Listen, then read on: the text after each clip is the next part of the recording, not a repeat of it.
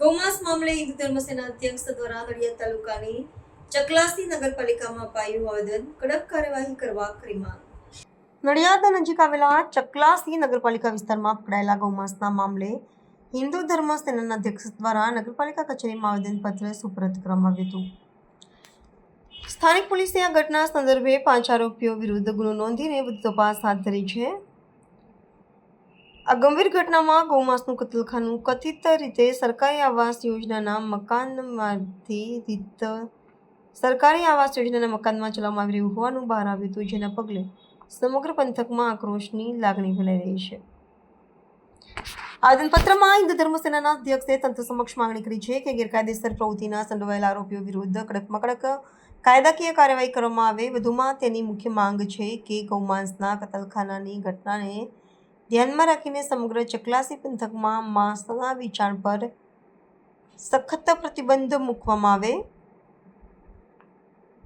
આવેદનપત્ર દ્વારા હિન્દુ ધર્મ સેનાના વિસ્તારમાં ગૌવંશની સુરક્ષા અને ગેરકાયદેસરની કતલની પ્રવૃત્તિને કાયમી ધોરણે અટકાવવા માટે દબાણ વધાર્યું છે। નગરપાલિકામાં આવેદનપત્ર સુપરત કરવાની સાથે જ હિન્દુ ધર્મ અને સેનાએ પોલીસ દ્વારા હાથ ધરાયેલી તપાસને વેગ આપવામાં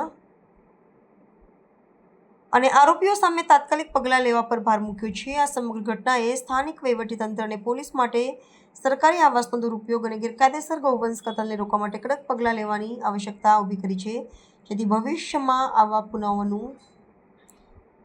બનાવોનું પુનરાવર્તન ન થાય। મારું નામ રાજન ત્રિપાઠી છે। હું હિન્દુ ધર્મ સેના ગુજરાત પ્રદેશનો પ્રમુખ છું। રાજનભાઈ, ચકલાસીમાં સરકારી આવાસ યોજનામાં ગેરકાયદેસર ગાય માતાનું કતલખાનું જોડતા શું આ બાબતે તમે કર્યું છે? ચકલાસીમાં જે આ કુરેશી પરિવાર દ્વારા ગૌ માતાની હત્યા કરીને એને કાપી નાખીને અને એનું મટન જે એ લોકોની ભાષામાં કહેવાય એ લોકો જે લોકોને પીરસે છે તદ્દન ખોટું છે। 50 કિલોથી પણ વધારે અમારી ગૌ માતાનું કાપેલા એમના અંગો ત્યાં મળ્યા છે। તો અમારી સરકારને અને ચકલાસી નગરપાલિકાને અમે આવેદનપત્ર આપવા આવ્યા છીએ કે આ જે કુરેશી પરિવાર છે એમની પહેલાં તો એમના ઘરની ખરાઈ કરે, એમના ઘર કાયદેસર છે ગેરકાયદેસર। પહેલું તો સરકારી આવાસમાં રહે છે, સરકારી આવાસ તાત્કાલિક ખાલી કરાવે। સરકારી આવાસની બાજુમાં જે ઓરડીઓ બનાવી છે એમાં આ લોકો ખૂબ મોટી સંખ્યામાં રોજ આ લોકો ગાયને મારીને એનું મટન વેચતા હતા અને આ કૌભાંડ પકડાયું છે। પોલીસમાં FIR ફાટી ગઈ છે।